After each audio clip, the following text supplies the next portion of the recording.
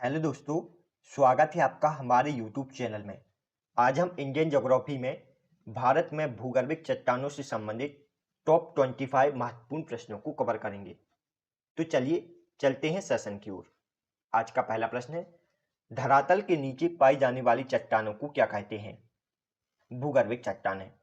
धरातल के नीचे पाई जाने वाली चट्टानों को भूगर्भिक चट्टानें कहा जाता है। भारत किस प्राचीनतम लैंड का हिस्सा है? गोंडवाना लैंड का।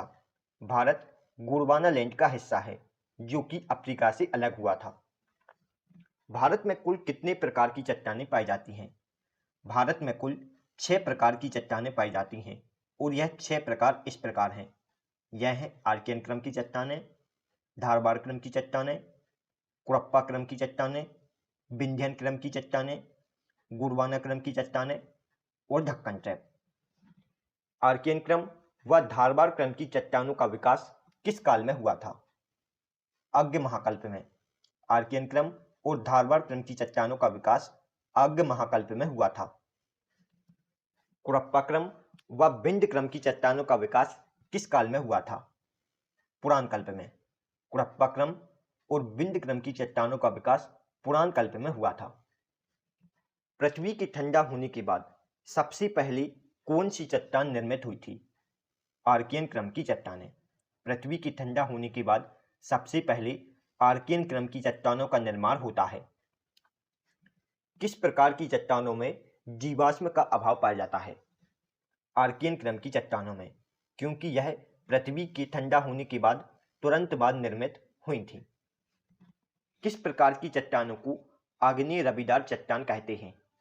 आर्कियन क्रम की चट्टानों को। आर्कियन क्रम की चट्टानों को आग्नेय रबीदार चट्टान भी कहा जाता है। आर्कियन क्रम की चट्टानों के अपरदन से कौन सी चट्टान निर्मित हुई थी? धारवाड़ क्रम की चट्टानें। आर्कियन क्रम की चट्टानों के अपरदन से धारवाड़ क्रम की चट्टानें निर्मित हुई थी। भारत में धात्विक खनिज का 98% भाग किन चट्टानों से प्राप्त होता है? धारवाड़ क्रम की चट्टानों से। भारत में धात्विक खनिज का 98% भाग धारवाड़ क्रम की चट्टानों से प्राप्त होता है। सर्वाधिक आर्थिक महत्व की चट्टानें कौन सी हैं?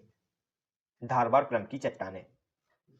धारवाड़ चट्टानों का नामकरण धारवाड़ जिले के नाम पर हुआ था। यह जिला किस राज्य में स्थित है? राइट आंसर है बी, कर्नाटक में। धारवाड़ जिला कर्नाटक राज्य में स्थित है और इस जिले के नाम पर धारवाड़ क्रम की चट्टानों का नामकरण हुआ था क्योंकि यहाँ बहुत अधिक मात्रा में धारवाड़ चट्टानें मिलती हैं। धारवाड़ क्रम की चट्टानों के अपरदन व निक्षेपण से कौन सी चट्टानों का निर्माण हुआ था? राइट आंसर है बी, कुरप्पा क्रम की चट्टानों का। धारवाड़ क्रम की चट्टानों के अपरदन व निक्षेपण से कुरप्पा क्रम की चट्टानों का निर्माण हुआ था।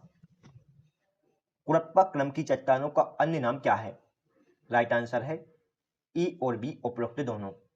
कुरप्पा क्रम की चट्टानों का अन्य नाम कायांतरित चट्टानें और द्वितीय अवसादी चट्टानें हैं।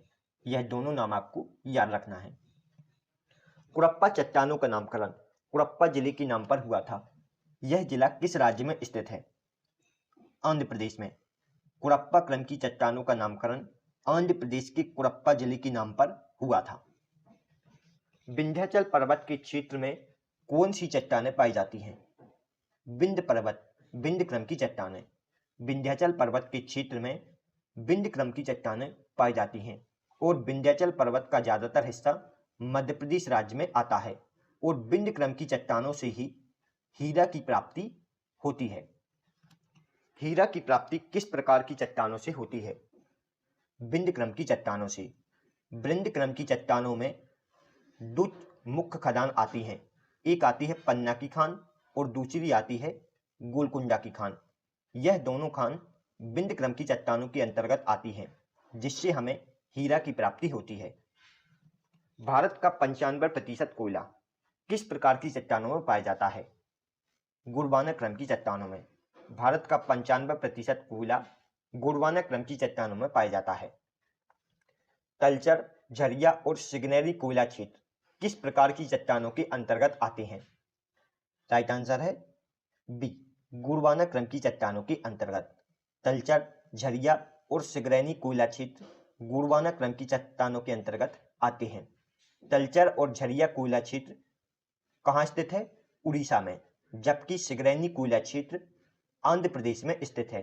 यह पॉइंट भी आपको याद रखना है। सिगरैनी कोयला क्षेत्र कहाँ स्थित है? आंध्र प्रदेश में, जबकि तलचर और झरिया कोयला क्षेत्र उड़ीसा में स्थित है।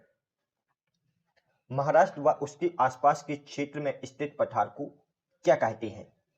ढक्कन ट्रैप। महाराष्ट्र व उसके आसपास के क्षेत्र में स्थित पठार को ढक्कन ट्रैप कहते हैं। ढक्कन ट्रैप का ज्यादातर हिस्सा किस राज्य में स्थित है? राइट आंसर है बी, महाराष्ट्र में।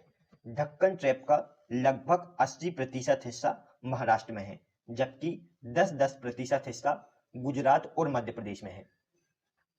लावा के जमाव से निर्मित चट्टानों को क्या कहते हैं? विशाल चट्टानें। लावा के जमाव से निर्मित चट्टानों को विशाल चट्टानें कहा जाता है।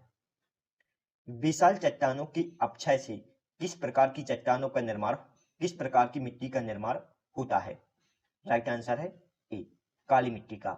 विशाल चट्टानों की अपक्षय से काली मिट्टी का निर्माण होता है। भारत में प्रथम ज्वालामुखी क्रिया किस युग में हुई थी? धारवाड़ युग में। भारत में प्रथम ज्वालामुखी क्रिया धारवाड़ युग में हुई थी। Thanks for watching. दोस्तों, यदि आपको हमारी वीडियो पसंद आई हो तो प्लीज वीडियो को लाइक और चैनल को सब्सक्राइब जरूर करें। इससे हमें मोटिवेशन मिलता है और आप इस वीडियो से रिलेटेड पीडीएफ को हमारे टेलीग्राम ग्रुप से डाउनलोड कर सकते हैं। Thanks for watching.